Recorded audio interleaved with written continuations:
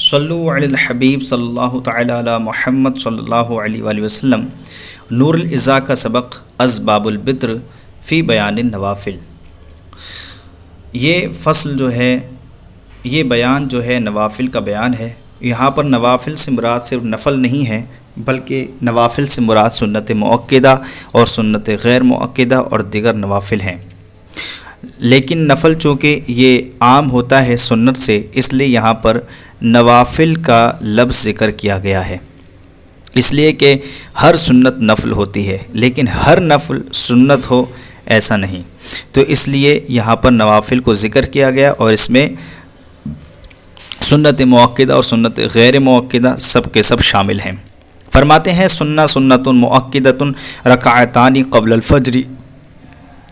فرماتے ہیں فجر کے پہلے 2 رکعتیں سنت مؤکدہ ہیں۔ سنت مؤکدہ، سنت مؤکدہ ہے رکعتان 2 رکعت قبل الفجر، فجر سے پہلے 2 رکعت سنت مؤکدہ ہیں۔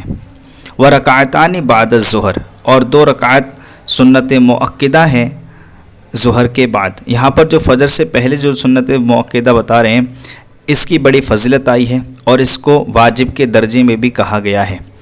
یہاں تک کہ نبی کریم صلی اللہ تعالی علیہ وآلہ وسلم نے ارشاد فرمایا، فجر کی 2 رکعت پڑھنا، یعنی فجر کی 2 رکعت سنت پڑھنا، یہ دنیا اور دنیا میں جو کچھ ہے اس سب سے بہتر ہے، تو اس لیے فجر کی بڑی فضیلت آئی ہے۔ ورکعتان بعد الظہر، اور ظہر کے بعد بھی 2 رکعتیں ہیں، یعنی ظہر کے بعد بھی 2 رکعت پڑھنا سنت مؤکدہ ہیں۔ اور بعد المغرب، اور مغرب کے بعد بھی سنت مؤکدہ ہیں، یعنی مغرب کے بعد 2 رکعتیں پڑھنا یہ بھی سنت مؤکدہ ہیں۔ اور بعد العشاء، اور عشاء کے بعد بھی 2 رکعت پڑھنا سنت مؤکدہ ہیں۔ واربع قبل الظہر، اور 4 رکعت ظہر سے پہلے پڑھنا بھی سنت مؤکدہ ہیں۔ جو عشاء کے بعد 2 رکعتیں ہیں، ایسے ہی جو ظہر سے پہلے جو 4 رکعتیں ہیں، ان کے بارے میں آتا ہے، آپ صلی اللہ تعالی علیہ وآلہ وسلم ارشاد فرماتے ہیں، جس نے ان 2 سنتوں کو نہیں پڑھا تو وہ میری شفاعت سے محروم رہے گا، میری شفاعت نہیں پائے گا۔ آگے وقبل الجمعۃ وبعدها بتسلیمۃ، اور جمعہ سے پہلے بھی 4 رکعتیں سنت پڑھنا سنت مؤکدہ ہے، اور جمعہ کے بعد 4 رکعت پڑھنا یہ بھی سنت مؤکدہ ہے۔ اور یہ کیسے پڑھے؟ بتسلیمۃ، ایک سلام سے پڑھے، یعنی 4 رکعت کے جو آخری رکعت ہے، یعنی چوتھی رکعت ہے، اس میں ہی سلام پھیرے گا، اس سے پہلے 2 رکعت پر سلام نہیں پھیرے گا، بلکہ 4 رکعتیں ایک سلام سے پڑھے گا۔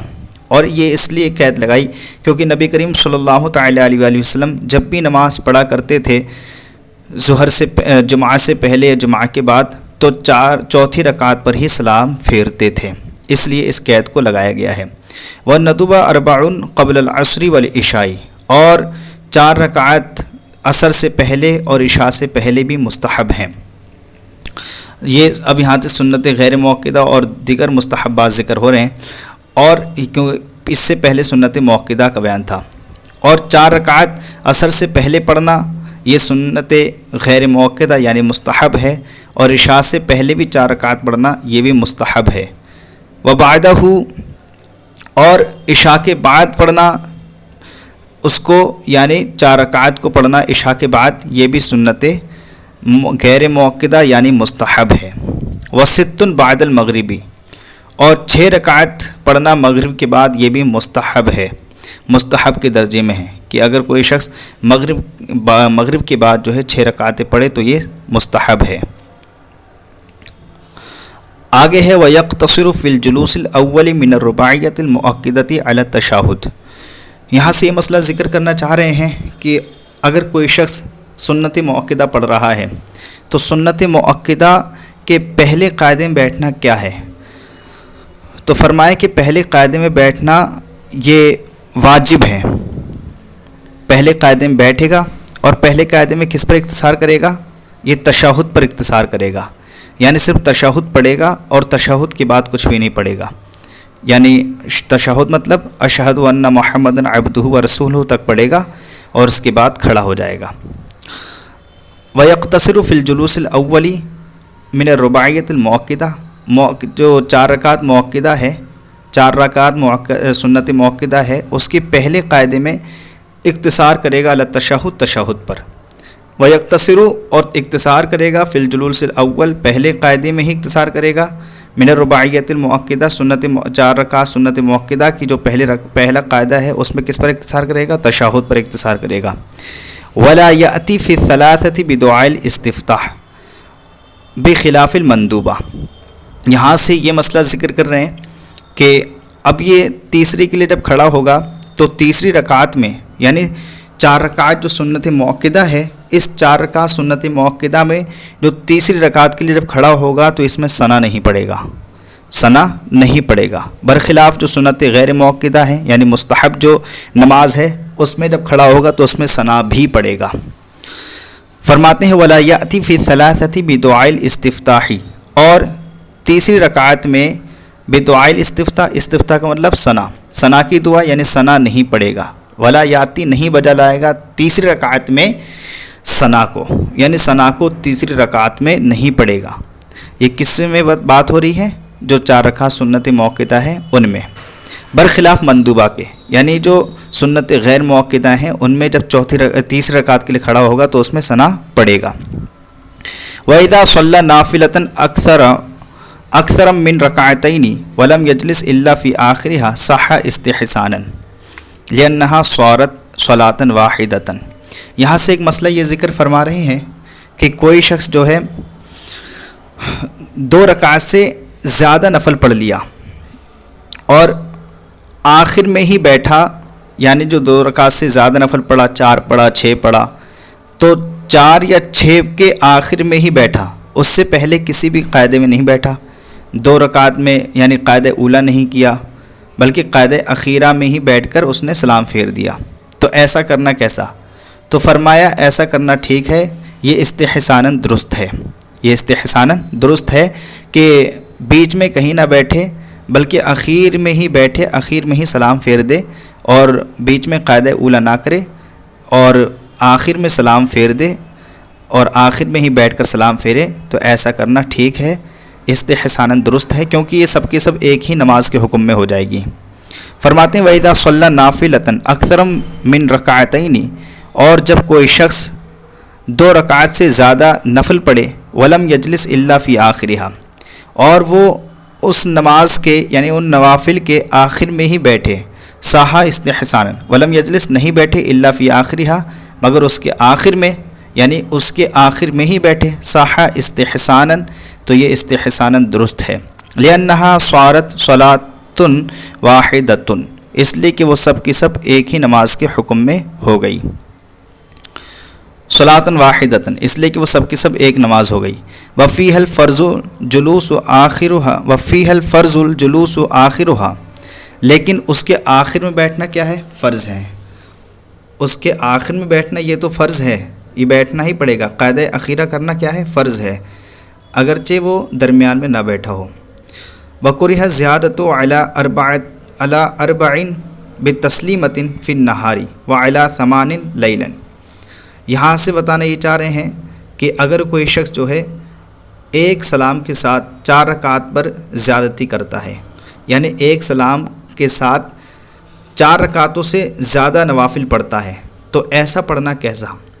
تو فرمایا کہ اگر کوئی شخص جو ہے دن میں ایسا کرے، یعنی 4 رکعت سے زیادہ ایک سلام کے ساتھ پڑھے تو یہ مکروہ ہے، اور اگر یہ رات میں ایسا کرتا ہے تو رات میں اگر 8 رکعت سے زیادہ ایک سلام کے ساتھ پڑھے تو یہ مکروہ ہے، یعنی دن میں جو ہے ایک سلام کے ساتھ 4 رکعت سے زیادہ نہیں پڑھ سکتا، اور رات میں جو ہے 8 رکعت سے زیادہ ایک سلام کے ساتھ نہیں پڑھ سکتا۔ فرمایا وکرہ زیادت، اور زیادتی کرنا مکروہ ہے، علی 4 بتسلیمۃ، 4 رکعت سے زیادہ پر، 4 رکعت سے زیادہ پر جو ہے زیادتی کرنا، 4 رکعت سے زیادہ پڑھنا نوافل یہ مکروہ ہے ایک سلام کے ساتھ، فی النہاری دن میں، اور 8 رکعت سے زیادہ پڑھنا ایک سلام کے ساتھ رات میں یہ مکروہ ہے۔ والافضل فیہما رباع عند ابی حنیفۃ وعندہم الافضل فی اللیل مثنی مثنی وبہ یفتیٰ، یہاں سے ایک مسئلہ یہ ذکر کر رہے ہیں کہ اوپر تو یہ بتا دیا کہ دن رات میں اگر کوئی شخص جو ہے 4 رکعت سے زیادہ پڑھتا ہے ایک سلام کے ساتھ تو یہ مکروہ ہے، اور اگر رات میں جو ہے 8 رکعت سے زیادہ پڑھتا ہے تو ایک سلام کے ساتھ تو یہ بھی مکروہ ہے۔ یہاں بتا رہے ہیں تو بہتر کیا ہے، کیسا پڑھنا چاہیے نوافل کو، کتنے رکعتیں جو ہیں ایک سلام کے ساتھ پڑھ سکتے ہیں۔ تو امام اعظم کے نزدیک یہ ہے کہ رات اور دن میں 4 رکعتیں پڑھ سکتا ہے، چاہے 4 رکعت دن میں بھی ایک سلام کے ساتھ پڑھ سکتا ہے اور 4 رکعت رات میں بھی ایک سلام کے ساتھ پڑھ سکتا ہے۔ جبکہ صاحبین یہ فرماتے ہیں کہ دن میں تو 4 رکعتیں ہی پڑھے گا، لیکن رات میں جو ہے صرف 2 جو ہے ایک سلام کے ساتھ پڑھ سکتا ہے، 2 ایک سلام کے ساتھ پڑھ سکتا ہے، 2 سے زائد ایک سلام کے ساتھ نہ پڑھے۔ اور اسی پر فتویٰ ہے، یعنی جو صاحبین نے فرمایا ہے کہ 2 رکعت کر کے رات میں ایک سلام کے ساتھ پڑھے، یہی افضل ہے، یہی بہتر ہے۔ تو فرماتے ہیں والافضل فیہما، اور بہتر رات اور دن میں، فیہما سے مراد رات اور دن، اور بہتر رات اور دن میں 4 رکعتیں پڑھنا ہے عند ابی حنیفہ، امام اعظم ابو حنیفہ رحمہ اللہ کے نزدیک، وعندہم الافضل فی اللیل، اور صاحبین کے نزدیک بہتر یہ ہے کہ رات میں مثنا 2 رکعتیں پڑھے ایک سلام کے ساتھ، وبہ یفتیٰ، اور اسی پر فتویٰ دیا گیا ہے۔ وصلاۃ اللیل افضل من صلاۃ النہار، اور فرمایا کہ رات کی نماز پڑھنا جو ہے نا یہ دن کی نماز پڑھنے سے زیادہ افضل ہے، زیادہ بہتر ہے، کہ اگر کوئی شخص جو ہے رات میں نماز پڑھتا ہے تو یہ بنسبت دن کی نماز پڑھنے کے زیادہ افضل و اعلیٰ ہے۔ فرماتے ہیں وصلاۃ اللیل افضل من صلاۃ النہار، اور رات کی نماز پڑھنا دن کی نماز پڑھنے سے زیادہ افضل و اعلیٰ ہے۔ وطول القیام احب من کثرت السجود، اور قیام کو طویل قیام کرنا یہ کثرت سجود یعنی سجدے کو لمبا کرنے سے زیادہ محبوب ہے، زیادہ پسندیدہ ہے۔ کوئی شخص جو ہے قیام جو ہے طویل کرے، یہ زیادہ بہتر ہے سجدے کو لمبا کرنے سے، کیونکہ جب قیام کو طویل کرے گا تو ظاہر سی بات اس میں قرآن پاک پڑھے گا اور زیادہ قرآن پاک پڑھنا پایا جائے گا، جبکہ سجدہ جب کرے گا تو اس میں زیادہ تسبیحات پڑھے گا۔ تو زیادہ قرآن پاک پڑھنا یہ زیادہ بہتر ہے، کیوں قرآن پاک پڑھنا تسبیحات سے زیادہ بہتر ہوتا ہے۔ فرمائے وطول القیامی، اور قیام کو طویل کرنا احب زیادہ پسندیدہ ہے من کثرت السجود، سجدے کو لمبا کرنے سے۔ امید کرتے ہیں کہ آپ کو یہ سبق سمجھ میں آیا ہوگا۔ السلام علیکم ورحمۃ اللہ وبرکاتہ۔